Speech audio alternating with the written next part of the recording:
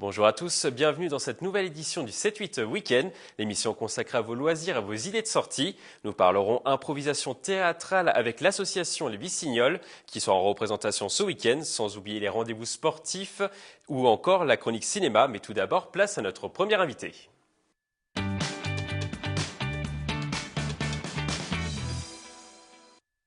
Ce week-end, le parc naturel de la Haute-Vallée de Chevreuse propose différentes activités. Pour en parler avec nous en plateau, Virginie Levotte, donc chargée d'animation du parc. Bonjour. Bonjour. Alors, est-ce que vous pouvez nous présenter un petit peu justement les animations qui seront proposées dans cette Haute-Vallée de Chevreuse? Alors pour le week-end des parcs, qui est une opération commune aux 4 parcs d'Île-de-France, en fait, on a imaginé un certain nombre d'animations en cherchant un peu à mixer le sportif, le patrimoine, utiliser toutes les richesses du territoire en matière de paysage, de nature. Donc on a des balades en gyropode qui vont permettre en fait de circuler au pied du château de la Madeleine, d'aller dans le centre de Chevreuse et de bénéficier de visites historiques. On a des balades en âne pour famille, donc avec les enfants qui peuvent être sur les ânes et qui vont faire tout un circuit là aussi à partir de Saint-Rémy-les-Chevreuses. On a ensuite des balades gourmandes qui vont permettre de faire une visite de la chèvrerie de Coubertin et puis donc des dégustations qui vont là aussi circuler jusqu'au château, qui vont s'arrêter chez un siropier qui vient d'ouvrir à Chevreuse un bar à sirop et qui fera des ateliers de confection artisanale de sirop, donc avec des plantes, des fleurs. Les gens apprendront à faire leur propre sirop au naturel, donc quelque chose de très original et de très sympathique. Et puis on a également la possibilité ensuite de faire une visite autour de maisons insolites du XXe siècle, donc une balade guidée par l'architecte du parc avec la maison Wojanski à Saint-Rémy-les-Chevreuses, un disciple donc d'un autre grand architecte, Le Corbusier, et puis ensuite une maison très originale, troglodyte à Chevreuse, assez peu visitée en général et qui va être exceptionnellement ouverte pour l'occasion, donc vraiment un choix très varié. Des balades nature aussi avec une balade en forêt de Poigny avec une guide de parc qui va permettre de découvrir la nature au printemps sur le thème le végétal, pourquoi ça explose, pourquoi les bourgeons débourrent à cette période-là. Une balade plus historique avec les Vaux de Cernay et notre guide de parc Jean-Paul Carcel qui va faire découvrir tout le tracé des peintres paysagistes et le site des Petits Moulins qui va prochainement ouvrir aussi au public et donc qui sera un site magnifique à découvrir.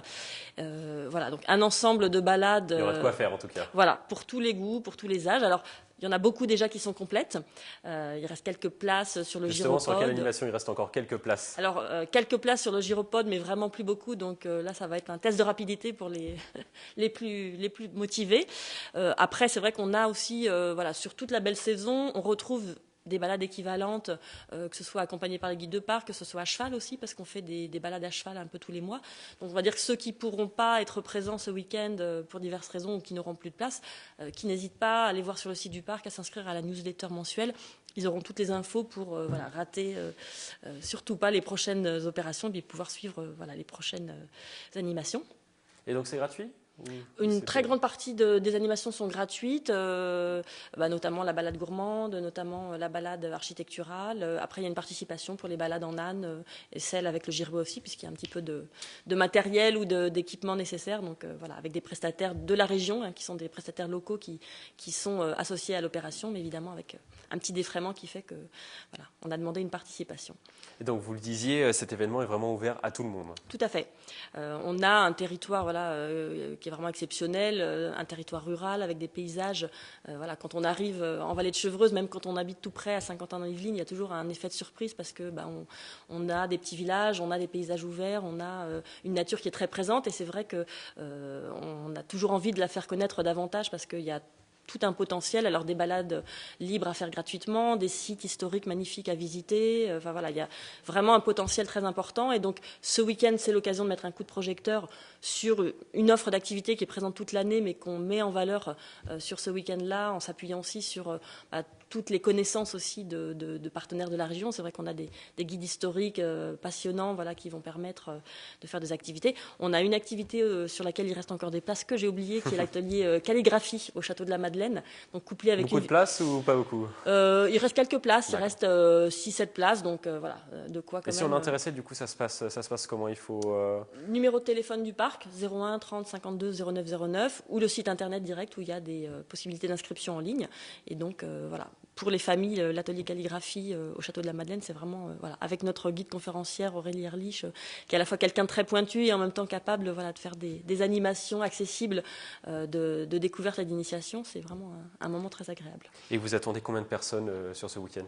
Alors, la météo est au rendez-vous, donc on est plutôt confiant. C'est une opération commune avec les 4 autres parcs qui est portée par la région Île-de-France avec un peu toute une campagne. Donc, c'est un peu l'inconnu parce que c'est simplement la 2e édition et l'an dernier, on avait un petit peu testé sur une autre période avec beaucoup de mauvais temps. Donc, c'était pas forcément. Là, en tout cas, il voilà, devrait faire beau, donc ça pourrait test. ramener du monde. Donc là, ça pourrait ramener du monde. Voilà, on vous dira plutôt combien on a eu à la fin que combien on attend au début parce que c'est assez difficile à prévoir. Et il y a également le salon des métiers d'art à Châteaufort également. Tout à fait. Le salon des métiers d'art qui est là un rendez-vous récurrent depuis maintenant une dizaine d'années, qui s'installe au Moulin d'Ors à Châteaufort, donc là aussi un site très très joli au cœur de la réserve naturelle voilà, du domaine d'Ors, dans les vieilles pierres de ce moulin restauré par le parc, et avec tout un panel d'activités, de métiers, avec en plus la particularité cette année d'avoir centré un petit peu le salon autour du recyclage. Donc en fait il y a plein d'artisans qui vont montrer un petit peu ceux qui recyclent le carton, ceux qui recyclent le plastique pour le transformer en mobilier, en sac. Enfin voilà, et puis des métiers plus traditionnels, mais tout aussi intéressants, les verriers, les ébénistes. Enfin voilà, il y a vraiment des choses magnifiques à voir. L'entrée, c'est simplement 2 € par adulte, donc vraiment symbolique. Et donc voilà, plein de choses à faire, des balades autour, des choses passionnantes à voir. Donc là aussi, voilà, un week-end bien rempli. Un week-end pour se faire plaisir. Tout à fait. Merci Virginie Levode d'être passée sur notre plateau. On espère que le public donc sera au rendez-vous sur ce week-end. Merci. On continue cette édition avec une autre idée de sortie, une exposition à Versailles.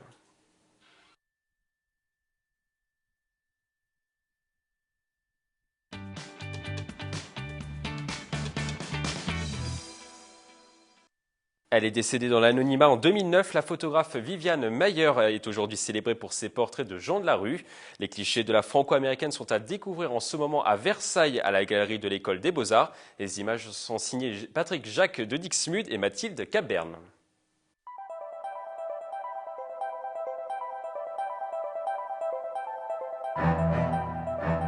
Des visages inconnus, la France des années 50 vue par l'objectif de Viviane Mayer, une photographe décédée dans l'anonymat en 2009 et qui apparaît désormais comme l'une des plus brillantes photographes de rue. Née à New York d'une mère française, l'artiste séjourne à plusieurs reprises dans les Hautes-Alpes. Au début des années 50, elle y réalise un important travail photographique avec pour modèle les habitants. C'est proche de la rue, proche de la réalité, une sensibilité, c'est ça qui nous touche en fait. C'est qu'elle va au plus près des gens qui sont là autour de nous. Voilà. Et en effet, il y a quand même une théâtralité, moi en tant que prof de photo, c'est ça qui m'intéresse, c'est comprendre que c'est pas parce qu'on fait un instantané qu'on va faire une photo pas composée, dans le flou, avec des gens qui passent, mais que c'est extrêmement composé. Au-delà des portraits d'anonymes, Viviane Mayer aime aussi se prendre en photo. Certains experts pensent que c'est une façon de se voir à travers son esthétisme photographique, d'autres voient cela comme un exercice de style. Ces autoportraits sont tellement précis que c'était plus pour régler son appareil, faire des cadrages, faire des plans de netteté sur elle-même, sur l'arrière-plan. Moi je pense que c'est vraiment un travail de photographe qu'elle a fait avec son appareil. La galerie de l'École des Beaux-Arts a pour volonté de mettre en lumière les photographes inconnus. C'est l'humanisme de ces photographies, humanisme d'autant plus précieux quand on connaît le photographe et quand on connaît l'artiste, qui était quelqu'un de particulier, de spécial, et qui à un moment, quand elle collait son œil à l'appareil photo, devenait quelqu'un d'autre. Et ça rend la photographie et les photographies que nous présentons encore plus précieuses et intéressantes. Viviane Mayer réalise plus de 120 000 photographies entre 1950 et la fin des années 80. Son exposition est proposée jusqu'au 23 avril à Versailles.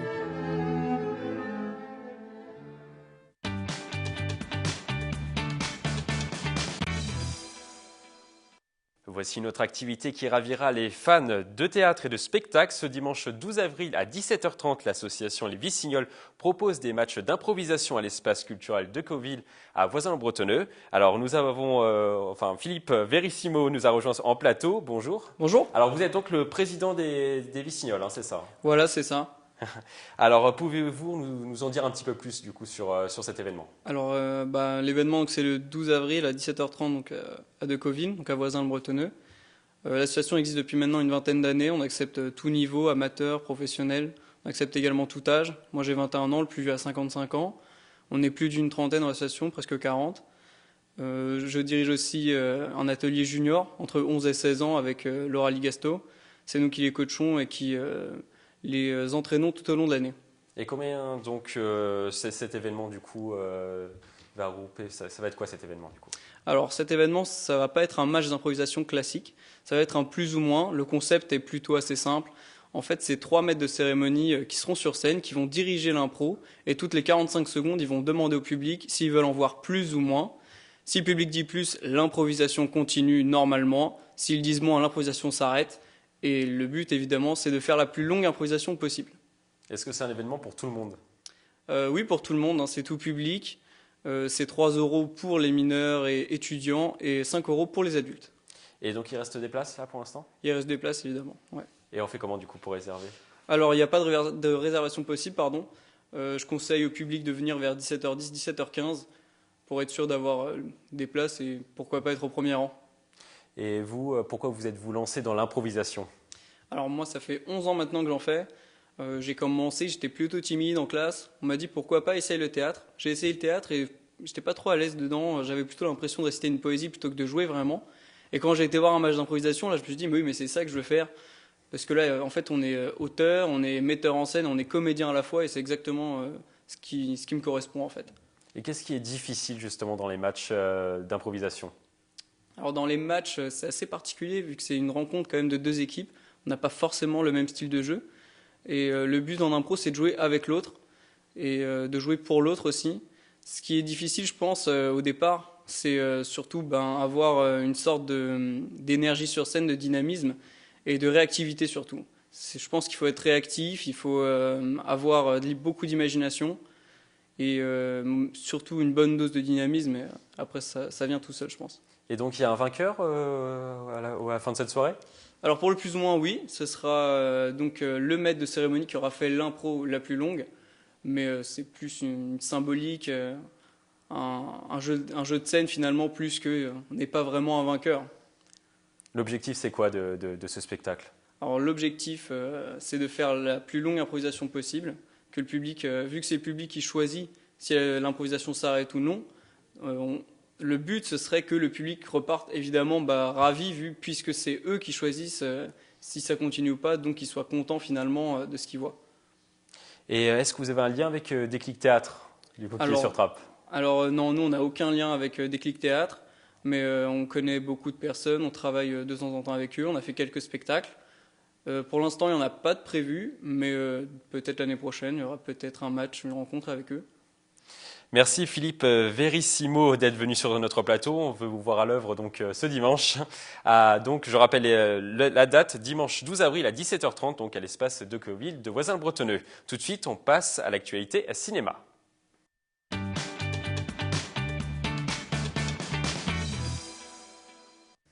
On écoute les sorties cinéma de la semaine et les avis des spectateurs au micro d'Élodie Moine. Moi, j'ai trouvé ça bien, l'animation est très bien faite. Il a eu un peu peur par moment du monstre? Très bien, très bien. Un petit peu peur pour la petite, mais très bien. C'était bien.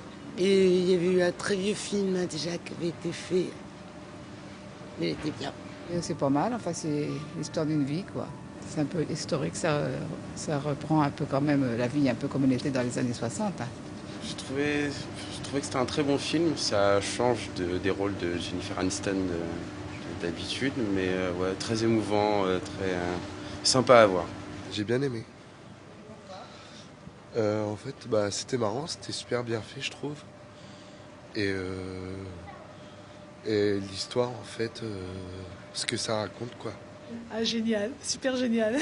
Pourquoi? Je trouvais que c'était un film qui était bien réel et tout, qui parlait de plein de choses qu'on voit aujourd'hui. Et je vais même y emmener mes petits-enfants. Cinéma toujours avec le coup de cœur de la semaine, celui de Luc Bocan du Ciné 7 d'Elancourt. Alors le coup de cœur du Ciné 7 cette semaine, c'est un film français.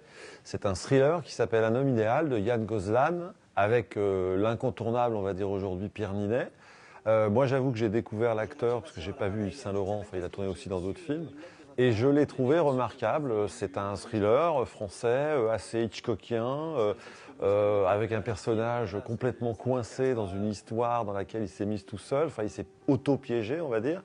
Bon, il y a quelques petites invraisemblances, dans le film, mais c'est quand même très réussi. C'est une jolie production, avec une jolie interprétation, un scénario, encore une fois, avec quelques petits points d'achoppement, mais enfin, ça tient quand même plutôt la route.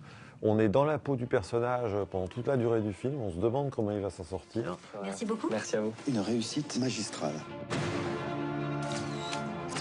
C'est puissant au-delà de tout ce que vous pouvez imaginer. Bonjour ma chérie. Ça va maman? Bonjour Mathieu. Ça va faire 3 ans, Mathieu, et on n'a toujours rien. Les gens commencent à se poser des questions, tu sais. Il faut juste que je retravaille certains passages, c'est tout, là, j'ai bientôt fini. Il y avait une lettre pour vous ce matin. La voilà.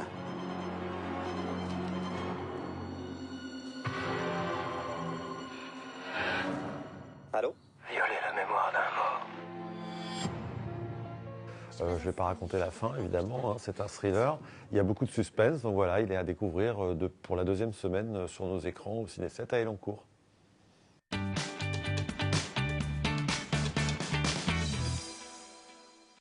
On passe à l'agenda sport du week-end. En basket, Trappes reçoit Le Mans pour le dernier match du championnat de National 3. Les hommes de Mostafa El Afidi n'ont plus grand-chose à espérer au classement. Ils devraient terminer à une belle 5e place après un début de saison très compliqué. Si vous voulez les encourager pour leur dernière sortie, le match est programmé ce samedi à 20h au gymnase Paul Maillet.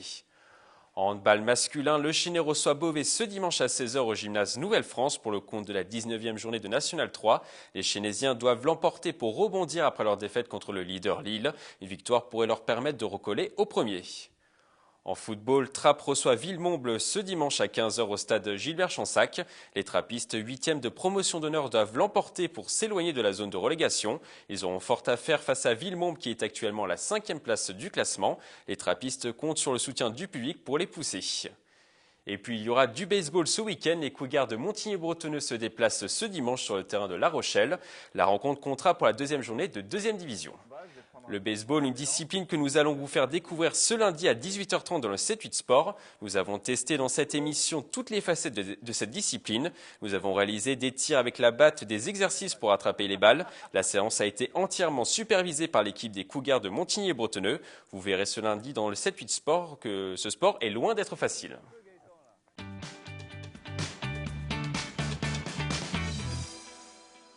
Après La Belle au bois dormant, Le Petit chaperon rouge et Le chat botté, c'est le conte de Cendrillon qui est mis à l'honneur au château de Breteuil à Choiseul. C'est la 4e animation de son et lumière créée par Henri-François de Breteuil qui reçoit en moyenne 500 enfants par jour pour ses spectacles. Un reportage de William L.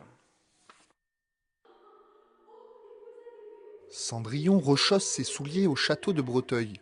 Le célèbre conte de Perrault est mis en scène dans un spectacle son et lumière de 4 minutes et c'est juste le temps qu'il faut pour retomber en enfance. Si j'ai choisi Cendrillon, c'est parce qu'il y a ce double aspect comme je le disais, à la fois de la pauvreté et de la réussite en quelque sorte par cette belle princesse. Et puis je dirais que la seconde raison, c'est la sortie du film de Walt Disney qui est magnifique, que j'ai vu. Après le dessin animé bien connu, j'ai trouvé que c'était bien pour Breteuil de sortir au même moment que le film.